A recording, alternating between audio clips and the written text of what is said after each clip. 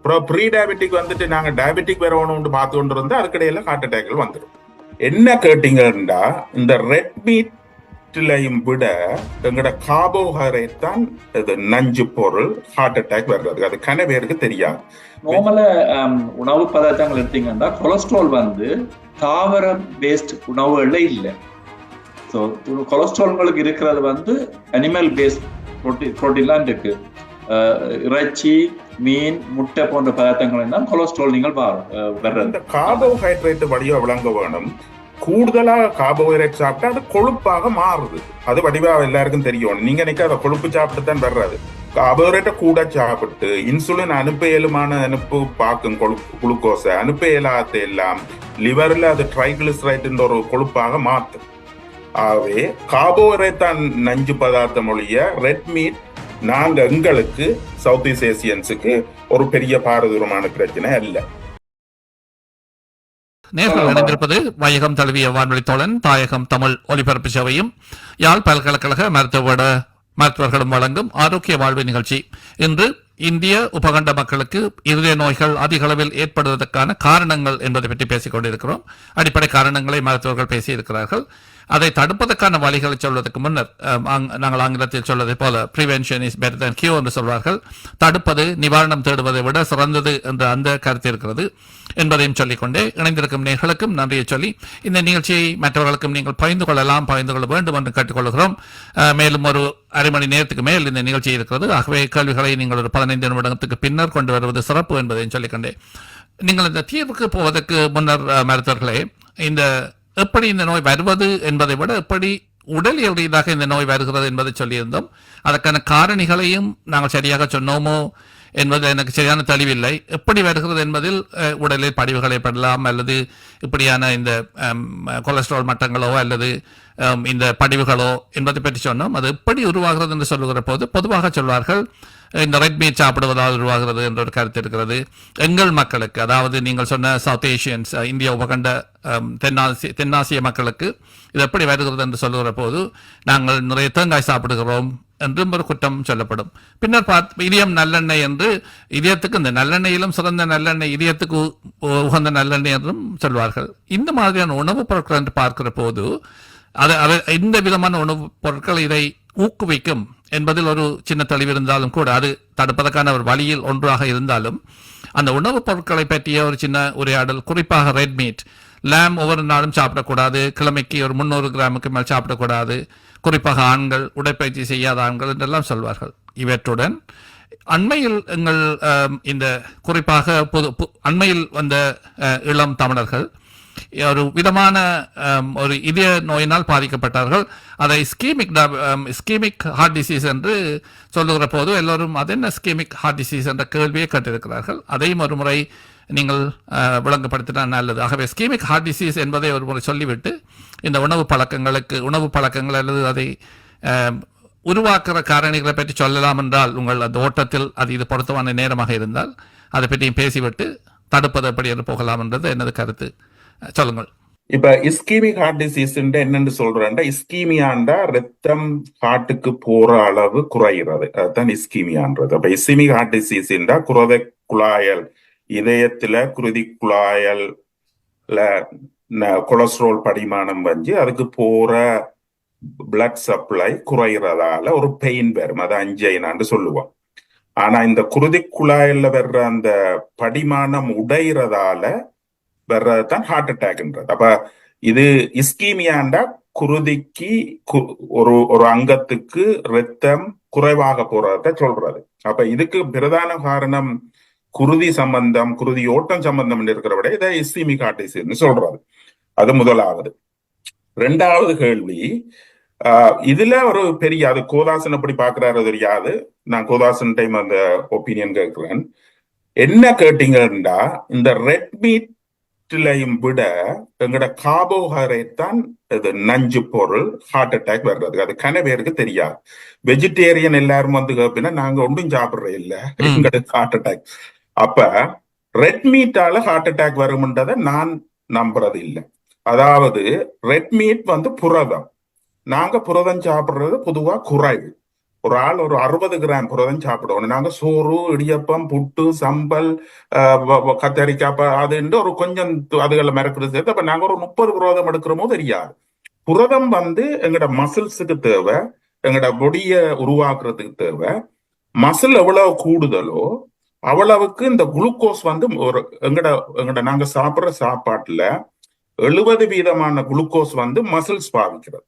அப்ப மசில்ஸ் நல்ல பல்கா இருந்தா குளுக்கோஸ் கூட பாவிக்கப்படும், இன்சுலின் ரெசிஸ்டன்ட் வராது. அவ என்ன தனிப்பட்ட ஒப்பீனியன், ரெட் மீட்டால நாங்க சாப்பிட்றதால பெரிய பாதிப்பு வராது. ரெட் மீட்ல புரதம் இருக்குது, அதோட சேர்ந்த கொழுப்பு அவ்வளவு பிரச்சனை இல்லை. எப்ப கொழுப்பு பிரச்சனை வரும்னா ஃபாஸ்ட் ஃபுட் சாப்பிடுறது, அதாவது டிரான்ஸ்ஃபெட் ஒரு இந்த கூடிய வெப்பநிலையில கொழுப்பு மாறேக்குள்ள வர்றதான் ஆபத்தானது. அது சாப்பிடுறது கூட ரெட் மீட் ஒவ்வொரு நாளும் ஒரு சின்ன அளவா சாப்பிடுறது, ஒரு கிழமையில 3 நாள் சாப்பிடுறது ஒரு பிரச்சனையும் வராது என்ற கணிப்பீட்டுல. ஆனா கார்போஹைட்ரேட் சாப்பிடுறது ரெட் மீட் சாப்பிடுறதை விட மிகவும் மோசமானது. அது ரெண்டாவது, இந்த எண்ணெயில அதெல்லாம் பிசினஸ் பர்பஸ்ல சேச்சுரேட்டட் அன்சேச்சுரேட்டட் அது இதுன்னு வருது. நல்லெண்ணெய், தேங்காய் எண்ணெய் எல்லாம், ஒலிவ் ஆயில் எல்லாம் ரீசனபிள் என்ன பொறுத்தளவுல ஒன்றுதான். அது வெப்பநிலை கூடி கொதிச்சு அந்த எண்ணெயை திருப்பி பாவிக்கல அந்த டிரான்ஸ்ஃபெட் வருது. அப்ப சவுத் ஈஸ்ட் ஏசியனுக்கு இது கூட வர்றது ரெட் மீட்டாலேயோ அல்லது இந்த எண்ணெயிலாலேன்றதை நான் பெருசா நம்புறது இல்லை. அது உண்மையா விஞ்ஞான ரீதியில அது சரியான விளக்கமும் இல்லை. கோதாசன் என்னன்னு சொல்றீங்க இந்த ரெட் மீட் சாப்பிடுறது? ரெட் மீட் கன்செப்ட் ஒரிஜினேட் பண்ணினது ஒயிட் பீப்புள் தான். அதைத்தான் நாங்கள் கதைச்சு கொண்டிருக்கிறோம். அப்ப கணக்க ரிசர்ச் செய்திருக்கோம். நார்மலா உணவு பதார்த்தங்கள் எடுத்தீங்கன்னா கொலஸ்ட்ரால் தாவர பேஸ்ட் உணவுகள்ல இல்லை. ஸோ கொலஸ்ட்ரால்களுக்கு இருக்கிறது அனிமல் பேஸ்ட் புரோட்டீன்லாம் இருக்கு. இறைச்சி, மீன், முட்டை போன்ற பதார்த்தங்கள் தான் கொலஸ்ட்ரால் நீங்கள் வர்றது.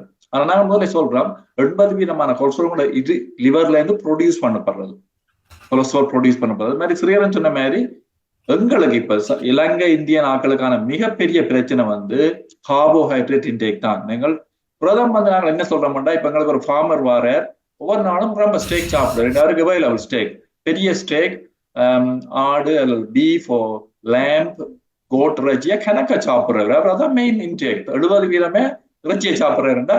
அப்ப அவர்ல நாங்கள் என்ன சொல்லுவோம்டா, ரெட் மீட்டின் அளவை குறைச்சி அதை ஒயிட் மீட் ஆகும்போது சிக்கனை சாப்பிடும்போது அவருக்கு அப்ரோப்ரியேட் அட்வைஸ் எங்கட வீட்டுல நாங்கள் ஒவ்வொரு நாளும் இறைச்சி இந்த அளவுல சாப்பிடுறது இல்லை. நாங்கள் சாப்பிடுற அளவின்ல 70-80% கார்போஹைட்ரேட் பேஸ்ட் டயட். எங்கட நீங்க சொன்ன மாதிரி சோறு, புட்டு, இடியப்பம் எல்லாம் கார்போஹைட்ரேட் பேஸ்ட் டயட். அப்ப நாங்க நார்மலா சொல்றது வெள்ளைக்காரர்களுக்கு ரொம்ப எடுக்கிறார்களுக்கு, ரெட் மீட் எடுக்கிறார்களுக்கு, இந்த ரெட் மீட்ல கொலஸ்ட்ரால் அளவு கூட இருக்கணும். அதை ஒயிட் மீட்டுக்கு மாத்த சொல்றது. சிக்கன் எடுத்தா நல்லது, பீஃப்ல கொம்பியா பண்ணிக்கல. ஆனா எங்களுடைய ஆக்களுக்கு அளவு எடுக்கிற அளவு மீட் காணாலும் நாங்கள் மீட்டின் அளவு கூட்டவும். ரெண்டாவது, எண்ணெய் சம்பந்தமா கணக்கு ரிசர்ச்சில் செய்யப்பட்டிருக்கு ஸ்ரீகரன். தெளிவான ஆர்வம் இல்லை. 10 வருஷத்துக்கு மேல் சொன்னா தேங்காய் பாவிக்கிறது நல்லதுண்டு. 5 வருஷத்துக்கு மேல் சொல்லிங்கன்னா தேங்காய் கூடாதுண்டு. இப்ப சொல்லினா குறைஞ்ச அளவுல தேங்காய் எடுப்பது நல்லது. எப்ப எடுக்கிறீங்கன்னு முக்கியம். உங்களுக்கு உங்களுக்கு கொழுப்பு படிவுகள்ல வாரது பெரிய சச்சுரேட்டட் அண்ட் அன்சுரேட்டட் ஃபேட்ஸ் தான் இருக்கு. அன்சச்சுரேட்டட் ஃபேட்ஸ் கிளியர் பண்ற அளவு கூட, அது எங்களுக்கு தெரியும். அன்சுரேட்டட் ஃபேட் எங்க கூட இருக்கோ அதை நாங்கள் கூட எடுக்கிறது நல்லது. இப்போ எண்ணெயில பாவிக்கல நார்மலா நாங்கள் செய்யறோம். ஜென்ரலா சொல்ற அட்வைஸ் ஒலிவ் ஆயில் பாவிங்கோ, அது நல்லது, அது விலை கூட. அதை விட்டா தேங்காய் எண்ணெய் 2வது ஆப்ஷன். 3வது வெஜிடபிள் ஆயில். தேங்காய் எண்ணெய் 4வது வச்சிருக்கோம். தேங்காய் எடுக்க வேண்டாம்னு இப்ப சொல்லி இல்லையாக்கள். தேங்காய் எண்ணெய் தான் உங்களுக்கு வசதி என்றால் குறைஞ்ச அளவுல அதை பாவிச்சா அதால பெரிய பாதிப்பு இல்லை. சில ஆராய்ச்சியா தேங்காய் நல்ல சொல்லினா அவ எண்ணெயில பெரிய இது இல்ல என்றதான் என்ற முடிவு. மற்ற இன்னொரு இது இந்த கார்போஹைட்ரேட் வடிவ விளங்க வேணும். கூடுதலா கார்போஹைட்ரேட் சாப்பிட்டா அது கொழுப்பாக மாறுது. அது வடிவா எல்லாருக்கும் தெரியும். நீங்க நினைக்க அதை கொழுப்பு சாப்பிட்டு தான் வர்றது. கார்போஹைட்ரேட்டை கூட சாப்பிட்டு இன்சுலின் அனுப்பு பார்க்கும் குளுக்கோஸை அனுப்ப இயலாத எல்லாம் லிவர்ல அது ட்ரைகிளிசரைட் ஒரு கொழுப்பாக மாத்தும். ஆகவே கார்போஹைட்ரேட் தான் நஞ்சு பதார்த்தம் ஒழிய ரெட் மீட் நாங்க எங்களுக்கு சவுத் ஈஸ்ட் ஏசியன்ஸுக்கு ஒரு பெரிய பாரதூரமான பிரச்சனை அல்ல. ஓகே, நாங்க கோதாசன் இப்ப அடுத்த நாங்க கதைப்போம். வேற எதுவும் கேள்வி இருக்கா பாலானா? இல்லை, நான் இந்த உணவு சம்பந்தமான கேள்வி ஒன்று வந்தது, குறிப்பாக ஸ்கீமிக் ஹார்ட் டிசீஸ் என்றால் என்ன கேள்வியும் வந்தது. ஆனால் ஒரு அடிப்படை கேள்வி இருக்கிறது அல்லவா? ஒரு சராசரியான மனிதனுக்கு ஆங்கிலத்தில் அதை ஹார்ட் அட்டாக் என்று சொல்லுகிறோம், ஆனால் தமிழில் மாரடைப்பு என்று சொல்லுகிறோம். ஹார்ட் அட்டாக் என்ன செய்யும் என்ற கேள்வி சிலருக்கு இருக்கும். அதை மட்டும் சுருக்கமாக சொல்லிவிட்டு நாங்கள் போகலாமா என்று யோசிக்கிறோம். ஹார்ட் அட்டாக் சரி, என்ன அது என்ன செய்யும், என்ன செய்யும் மனிதருக்கு என்ற ஒரு சின்ன விளக்கம். ஒரு முக்கியமான கேள்வி பாலானே, என்ற எல்லாருக்கும் தெரிய வேணும். என்னன்னா நாங்கள் எல்லா இடம் இப்ப சொல்லிக் கொண்டிருக்கோம், உங்களுக்கு ஹார்ட் அட்டாக் வந்து எல்லாரும் வந்து குணங்குறியில தெரிஞ்சிருங்கோ. ஸோ ஹார்ட் அட்டாக் என்ன ஆக்கள் கேட்கறது. ஓகே, எங்கட இருதயம் வந்து ஒரு விசேட தசை, ஒரு மசில், ஒரு ஸ்பெஷல் மசில். அப்ப அதுக்கு 3 பிரதான முடியுறு நாடிகள் என்று சொல்ற கோரோனரி ஆர்டரிஸ் வந்து அதுக்கான ரத்தத்தை கொடுக்கின்றது. இதயம் வந்து நிக்காம துடித்து கொண்டிருக்கிறது.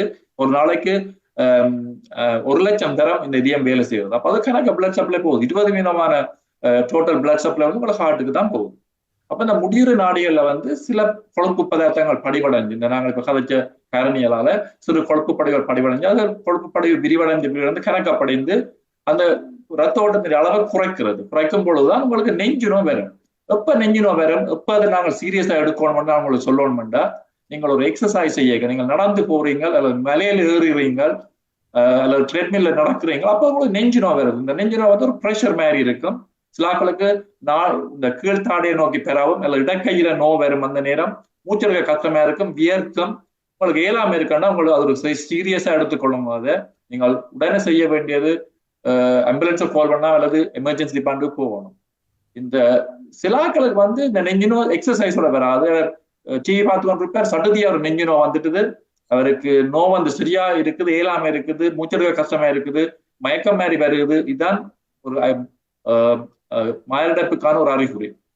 ஒரு எக்ஸசைஸோட வரணுமெண்ட் இல்லை. கணவருக்கு ஒரு மிஸ்கன்செப்ட் இருக்கு, நான் டிவி பார்த்தோன்னு தான் சடுதியா எனக்கு நெஞ்சினோ வந்துட்டுது, ஏழாம இருந்தது, பட் எனக்கு ஒரு 1/2 மணி நேரம் எல்லாம் சரியாயிட்டது, நான் அசிட் பிரச்சனை யோசிச்சு நான் அப்படியே விட்டுட்டேன். அப்படி நீங்கள் விடக்கூடாது. உடனடியாக ஆம்புலன்ஸை கால் பண்ணி வர சொல்லித்தான் நாங்கள் சொல்றோம். சிலாக்கள் யோசிப்பினா வயிறு எரிவா இருக்குது, வித்தியாசம் ஏறக்கூடாமல, இடக்கை கொஞ்சம் பிரைப்பா இருந்தது, சிலாக்கள் அதை இருப்பினம் அசிட் ரீஃப்ளக்ஸ் என்று சொல்றது, அது வெரி காமன் சினாரியோ. அப்படி நீங்கள் யோசிச்சாலும் நீங்களும் ஈடிக்கு போக சொல்லி தான் நாங்கள் சொல்றோம். ஏனென்றா ஈடிக்கு வந்தா நீங்கள் அதை கண்டுபிடித்து உடனே அதுக்கு வைத்தியம் பயனக்கூடியா இருக்கும். ஸோ மாரடைப்புக்கான அறிகுறிகளை தெரிஞ்சிருக்க வேணும். அப்படி அறிகுறி இருந்தா அதை இக்னோர் பண்ண வேண்டாம். உங்களுக்கு அது சரியா சீரியஸா இருந்தால் நீங்கள் ஆம்புலன்ஸை கால் பண்ணி ஈடிக்கு போங்க அல்லது உங்களோட டாக்டருக்கு கான்டாக்ட் பண்ணி நெக்ஸ்ட் டே போய் அவரோட கலையுங்க. அதாவது நாங்கள் ஒரு மிக முக்கியமான அட்வைஸ் இது. இன்னொரு விளக்கம் என்று சொல்லணும். இந்த குருதி நாடியல்ல, அத முடியுறு நாடியல்ல படிகிற அந்த பிளாக் வளர்ந்து மூடுறதால ஹார்ட் அட்டாக் வர்றே இல்லை. வளர்ந்து 70% அதால வர்றே இல்லை. ஹார்ட் அட்டாக் வர்றது வந்து அந்த பிளாக் உடைகிறதால வர்றது. ஒரு பிளாக் கொலஸ்ட்ரால் படிமானத்தை மேலால ஒரு கேப்சியூல் சொல்ற ஒரு தடிச்ச ஒரு படிமானம் இருக்கும், உடைய விடாம அது உங்களை பார்த்து கொண்டு இருக்கும். ஆனா இந்த இன்சுலின் ரெசிஸ்டன்ட் இருக்கிறாக்கள், எக்ஸசைஸ் செய்யாதாக்கள், நெத்திர வடிவா கொள்ளாதாக்கள், ஸ்மோக் பண்ணாத, இப்படியான அந்த ரிஸ்க் ஃபேக்டர்ஸ் வந்து அந்த இதை உடைக்க செய்யும். அது உடைஞ்ச உடனே தான் ஹார்ட் அட்டாக் வர்றது. அந்த படிமானம் வளர்ந்து மூடுறதால ஹார்ட் அட்டாக் வர்றது இல்லை. அப்படி மூடுறதும் இல்லை ஆக்களுக்கு. ஒரு படிமானம் 70-80% வரும், அதுக்கு பிறகு வெடிச்சதாலதான் வரும். மூடுனா அது டிஃபரெண்ட். அது மூடுற இல்லைன்னு இல்லை, சில பேருக்கு மூடலாம். அது ஒரு மூட நம்பிக்கை இருக்கு. ஆக்களுக்கு 50% எங்களுக்கு ஹார்ட் அட்டாக் வராது, 50% அடைச்சு, அப்படி இல்லை. குறைஞ்ச வீதம் இருக்கிற ஆக்களுக்கு தான் கூடையும் வரும். 50-60% இருக்கிற ஆக்களுக்கும் ஹார்ட் அட்டாக் வரும். ஏன் 30% பிளாக் இருக்கிற ஆக்களுக்கும் ஹார்ட் அட்டாக் வரும். என்னன்னா அந்த 30% பிளாக் வந்து அன்ஸ்டேபிளா இருந்தா அது வெடிச்சிடும், உடைவு ஏற்படும். உடைவு ஒன்னொன்னா இந்த குருதி, ரெட் செல்ஸ், பிளேட்ல அதோட சேர்ந்து ஒரு குளட்டை உருவாக்கும், ஹார்ட் அட்டாக் வரும். அதுவும் ஒரு முக்கியமான காரணம். டாக்டர் ஸ்ரீதரன், ஒரு நேரது கேள்வி இருக்கிறதாக தோன்றுகிறது. தமிழகத்தில் இணைந்திருக்கும் இந்த நேரம் இணைத்திருக்கிறோம். பின்னர் நீங்கள் நிவாரணங்கள் பற்றி பேசலாம். வணக்கம் ஐயா. வணக்கம், மிக்க மகிழ்ச்சி. நான் வேலூர் மாவட்டம் கட்பாடியில் இருந்து சந்திரசேகர், இந்தியா, தமிழகத்திலிருந்து. வணக்கம். ஆரோக்கிய வாழ்வு நிகழ்ச்சி மிக சிறப்பாக போய்கொண்டிருக்கிறது. உங்களுக்கும் மருத்துவர்களுக்கும் என்னுடைய சிறப்பு வாழ்த்துக்கள், பாராட்டுகள் என்பதை தெரிவித்துக் கொள்கிறேன். இருதயம் தொடர்பான பல்வேறு விஷயங்கள் மற்றும் அதற்கு பற்றிய தகவல்களை மிக சிறப்பாகவே நேயர்களுக்காக தொகுத்து வழங்கிக் கொண்டிருக்கிறார்கள். எனவே அனைவருக்கும் இந்த வேளையில் சிறப்பு வாழ்த்துக்கள். எனக்கு 2 கேள்விகள் இருக்கு ஐயா. ஒன்று, இந்த இருதயம் தொடர்பான பிரச்சனைகள் வரும் பொழுது குறிப்பிட்டு இந்த மாடிப்படி ஏறுவது அப்படிங்கிறது சிறப்பான ஒன்றா? இப்ப தமிழகம் மாதிரியான இடங்கள்லாம் பாத்தீங்கன்னா 2-3 மாடிகள்ல பிளாட் சிஸ்டம்ல இருக்கிறாங்க. அவங்க மாடிப்படி ஏறலாம் அப்படின்னா எவ்வளவு நாள் கழிச்சு அந்த மாடிப்படி அப்படிங்கிறது ஏறணும்? இருதய ஆபரேஷன் செய்து எவ்வளவு நாட்களுக்கு பிறகு ஏறணும்? ஒரு 3 மாடி வரைக்கும் ஏறலாமா அப்படிங்கிறது முதல் கேள்வி. 2வது கேள்வி, இருதயத்திற்கு முதல் எதிரி அப்படின்னு பாத்தீங்கன்னா கொலஸ்ட்ராலினுடைய அளவு எத்தனைக்கு மேல போகும்னா ஹார்ட் அட்டாக் வருவதற்கு வாய்ப்பு இருக்கு. அண்ட் இந்த குட் கொலஸ்ட்ரால், பேட் கொலஸ்ட்ரால் எந்த பொருட்கள்ல இருக்கு? இத பத்தியும் எனக்கு கொஞ்சம் தெரிஞ்சுக்கணும் ஐயா. சிறப்பு. நன்றி, வணக்கம். சொல்லுங்கள் ஸ்ரீ, சொல்லுங்கள் கோவன். கோதாசன் சொல்லுங்க. நன்றி சந்திரசேகர். 2 கேள்வி கேட்டிருந்தீங்க. இப்போ ஒரு ஆளுக்கு ஹார்ட் அட்டாக் வந்த பிறகு அவருக்கு நாங்கள் ஸ்டென்ட் போட்டோ அல்லது பைபாஸ் செய்த பிறகு மாடிப்படி ஏறியது சம்பந்தமே அது ஒவ்வொரு இண்டிவிஜுவலைஸ், ஒவ்வொரு ஆளையும் பொறுத்தது. சிலாக்களுக்கு ஹார்ட் அட்டாக் தன்மை ஒரு சிறு ஆற்றில ஏற்பட்டிருக்கும். அவருக்கு ஸ்டென்ட் போட்டோன்னு 48 மணித்தியாலத்தில் நாங்கள் அவரை வீட்டுக்கு அனுப்புவோம். அவர் பிளட் தின்னஸ்ல இருப்பார். அவருடைய எக்ஸசைஸ் கெப்பாசிட்டி நல்லா இருக்கும். அப்படியான ஒருவர் ஒரு கிழமைக்கு உள்ளே ஹை இன்டென்ஸ் எக்ஸசைஸ் செய்ய சொல்லி நாங்கள் இப்ப சொல்றோம். அவர் மாடிப்படி 3ஆம் நாள் 4ஆம் நாள் 3 மாடி ஏறுவதில் ஒரு பிரச்சனை இருக்காது. அதே ஹார்ட் அட்டாக் இன்னொரு ஆளுக்கு ஏற்பட்டிருக்குது. அவருக்கு டயபிட்டிஸ், அவருக்கு கிட்னி ப்ராப்ளம் இருந்தது. அவருக்கு ஏற்பட்ட ஹார்ட் அட்டாக் ஒரு பாரதூரமான ஹை ரிஸ்க் என்று சொல்றது. அது முடிவு நாடியில லெஃப்ட் ஆன்டீரியர் டிசெண்டிங் ஆர்டரியில் ஏற்பட்டிருக்கிறது. அது எஸ்டி எலிவேஷன் எம்ஐ, ஒரு 3 வகையான ஹார்ட் அட்டாக் ஏற்படலாம். இதை சொல்றது எஸ்டி எலிவேஷன் எம்ஐ. அவருக்கு கம்ப்ளீட்லி அந்த ஆர்டரி பிளாக் ஆயிட்டுது. 2-3 hours ஆயிட்டுது. ஹார்ட் மசில் நல்லா டேமேஜ் ஆயிட்டுது. அவர் ஹார்ட் ஃபங்க்ஷன் 30 விதத்துல ஃபங்க்ஷன் பண்றது என்றால் அவரால் சில படிகளை கூட ஏற முடியாமல் இருக்கும். அதனால அவருக்கு ஸ்டென்ட் போட்டு மருந்துகளை கொடுத்து பல கிழமை அல்ல சில மாதங்களில் அவர் நோமலுக்கு வந்தால் அவர் மாடிப்படி ஏறலாம். இதை நாங்கள் ஒரு ஹார்ட் அட்டாக் வந்தாக்களுக்கு 2 அல்லது 3 கிழமையில கூப்பிட்டு ட்ரெட்மில் எக்ஸசைஸ் ஒன்று செய்து பார்ப்போம். அவருடைய கெப்பாசிட்டி எவ்வளவு இருக்குது, எவ்வளவுக்கு அவர் எக்ஸசைஸ் செய்ய எவ்வளவு பண்ணலாம்னு, எவ்வளவு அவரு வாகனம் ஓடலாமா அல்லது ட்ரக் ஓடலாமான்னு எல்லாம் வேல்யூவேட் பண்ற அந்த 3-4 கிழமையில அதை டிசைட் பண்ணுவோம். பட் அது இண்டிவிஜுவலைஸ் டிசிஷன். அவருக்கு அது நாங்கள் அவர் இண்டிவிஜுவல் பேஷண்டோட கதைச்சு நாங்கள் சொல்லுவோம். 2வது கேள்வி ஒரு நல்ல கேள்வி. என்ன லெவல் கொலஸ்ட்ரால் நார்மல் என்று கேட்குறீங்க. கொலஸ்ட்ரால் ஒரு நார்மல் பதார்த்தம் பிளட்ல.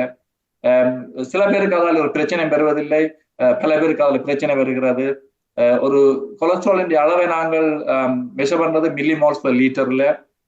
நாங்கள் கன்பரான்ற ஒரு பெரிய கேபிட்டல் சிட்டியிலே 6000 பேர்ல படிச்சோம். இவ்வளவுக்கு என்ன நார்மல் கொலஸ்ட்ரால் ஆஸ்திரேலியாவில இருந்து 2 வருஷத்துக்கு முதல் 5.4 மில்லிமோல்ஸ் பெர் லிட்டர் தான் டோட்டல் கொலஸ்ட்ரால். எல்லா கொலஸ்ட்ராலையும் நாங்கள் ஆட் பண்ணி பார்த்தோம்னா 5.6 மில்லிமோல்ஸ் நார்மல் என்று நாங்கள் கண்டுபிடிச்சோம். இது ரெண்டுமே எல்லாரையும் கூப்பிட்டு செய்த கொலஸ்ட்ரால் அளவு. எல்டிஎல் என்று சொல்ற பேட் கொலஸ்ட்ரால் எவ்வளவு இருக்கு எங்களோட நார்மல் பாப்புலேஷன் பார்த்தோம்னா 3.4 மில்லிமோல் பெர் லிட்டர். ஸோ இதை பார்த்து நாங்கள் ஜென்ரல் அவங்களுக்கு எவ்வளவு இருக்குன்னு சொல்றோம். நல்ல கொலஸ்ட்ரால் சொன்னீங்க, கூடா கொலஸ்ட்ரால் சொன்னீங்க. எல்டிஎல் என்பது லோ டென்சிட்டி லிப்போப்ரோட்டீன். அதைத்தான் நாங்கள் கூடாத கொலஸ்ட்ரால் சொல்றது. அதுதான் அந்த எல்லா கொலஸ்ட்ராலையும் எங்களுக்கு படிவு ஏற்படுத்தி பிரச்சனையை கொடுக்குறது. அப்ப எல்டிஎல் தான் நாங்கள் குறைக்க யோசிக்கிறது. ஒரு ஆளுக்கு ஹார்ட் அட்டாக் வந்தால் அல்லது ஒரு ஹை ரிஸ்க் ஆட்களுக்கு. HDL high density cholesterol. அது ஹார்ட் அட்டாக் வர அளவு குறைக்கிறது. அது நல்ல கொலஸ்ட்ரால் லேபிள் பண்ணப்பட்டிருக்கிறது. இதுல எல்டிஎல் கொலஸ்ட்ரால் எவ்வளவுக்கு நார்மலா இருக்கணும், அதுல எவ்வளவுக்கு கூட இருந்த ஹார்ட் அட்டாக் வருமென்ற ஒரு லெவல் இப்ப இல்லை. அந்த கன்செப்ட் எல்லாம் மாறிட்டுது. எல்டிஎல் லெவல் 1.8 இருக்காங்களா ஹார்ட் அட்டாக் வரலாம். ஒரு எல்டிஎல் லெவல் 4 இருக்கிறவருக்கு ஹார்ட் அட்டாக் வராமலும் இருக்கலாம். என்ன நடக்குது உண்மையா இருந்தா, இந்த எல்டிஎல் பதார்த்தங்களில் சில மொலிகுலர் லெவல்ல மாற்றங்கள் இருக்குது. சில ஸ்மால் பார்ட்டிகிள்ஸா மாறுது எல்டிஎல் லெவல். அது ஆத்ரோஜெனிக் என்று சொல்றோம். ஈவன் தோ அது 1.8 ஒரு இந்தியன்ல இருந்தாலும் அது படிவு ஏற்படுத்தி பைபாஸுக்கு ஹார்ட் அட்டாக் பிறகு பைபாஸ் தேவைப்படுது அவருக்கு. ஸோ இதான் ஒரு கொலஸ்ட்ரால் லெவலை வச்சு இப்ப நாங்கள் ஒன்று சொல்றது இல்லையா. அதான் நாங்கள் அடுத்த லெவல் ஆஃப் டிஸ்கஷன். நாங்கள் அந்த கொலஸ்ட்ரால் பார்த்து விரந்து இருக்கா ஹார்ட்ல இப்ப பாக்குறதுக்கான வசதிகள் இருக்கு. சிடி கால்சியம் ஸ்கோர் ஒரு நியூ சிடி ஸ்கேன் ஒன்று செய்து எவ்வளவுக்கு அதுல கால்சியம் படைஞ்சிருக்கு, எவ்வளவு கொலஸ்ட்ரால் படிஞ்சிருக்கு, அப்ப இவற்ற கொலஸ்ட்ரால் நார்மலா இருந்தாலும் 1.8 மில்லிமோல்ஸா இருக்குது, வெரி லோ. ஆனால் அதால படிவுகள் ஏற்பட்டிருக்கு. அப்ப அதை நாங்கள் மருந்தை கொடுத்து அதை இன்னும் குறைக்கிறதுக்கான வழியை செய்யணும்.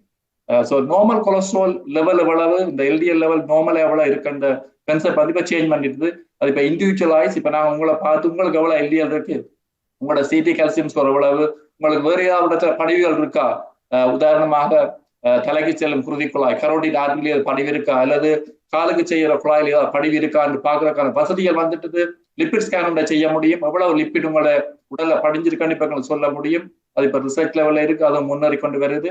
அப்ப எல்டிஎல் லெவல் ஒரு ஆளுக்கு பேட் கொலஸ்ட்ரால் 4 இருக்குது, அதை ட்ரீட் பண்ணணுமாண்டா இப்ப அது கூட இண்டிவிஜுவலைஸ் உங்களோட ப்ரொஃபைல் இருக்க, உங்களுக்கு டயபெட்டிக் இருக்கா, ஸ்மோக்கரா, உங்களுக்கு ஹார்ட் அட்டாக் வந்திருக்கா, உங்களுக்கு கால்சியம் ஸ்கோர் எவ்வளவு, எல்லாத்தையும் வச்சுதான் நாங்கள் இப்ப டிசைட் பண்றோம். ஓகே. அதாவது கொலஸ்ட்ரால் அளவுகள்ல விட கொலஸ்ட்ராலோட மற்ற பிரச்சனைகள் உங்களுக்கு இருக்குதான்றதுதான் அதுல முக்கியம். எல்டிஎல் பேட் கொலஸ் கூட கூட ரிஸ்க் கூட, குறைய குறைய ரிஸ்க் குறைவு. இதுதான் இவ்வளவுன்னு சொல்றதுக்கு இல்லை. அது பாப்புலேஷனுக்கு வேறுபடும். இதுக்கு ஸ்டாண்டர்ட் இல்ல. மில்லிமோல்லேண்டா டோட்டல் எல்டிஎல் பேட் கொலஸ்ட்ரால் 2க்குள்ள இருந்தா நல்லது. மில்லிகிராம் நான் நினைக்கிறேன் 120 மில்லிகிராமுக்குள்ளுக்குள்ள இருக்கிறது நல்லது. அதே மாதிரி டோட்டல் கொலஸ்ட்ரால் 5க்குள்ளுக்குள்ள வச்சிருக்கிறது மில்லிமோல் 180 மில்லிகிராம்ல வச்சிருக்கிற நல்லது. ஆனா அது தனியா இல்ல காரணம். அது தனியா உங்களுக்கு வேற பிரச்சனைகள் இல்லாம அது கொஞ்சம் கூடி இருந்தா அது ஒரு பெரிய பிரச்சனை இல்லை. அது மற்றதும் பார்க்கணும். உண்டால அதுக்கு ஒரு பெருமானம் வரையலக்கணம் இல்லை என்றதான் குதாசன் சொன்னார்.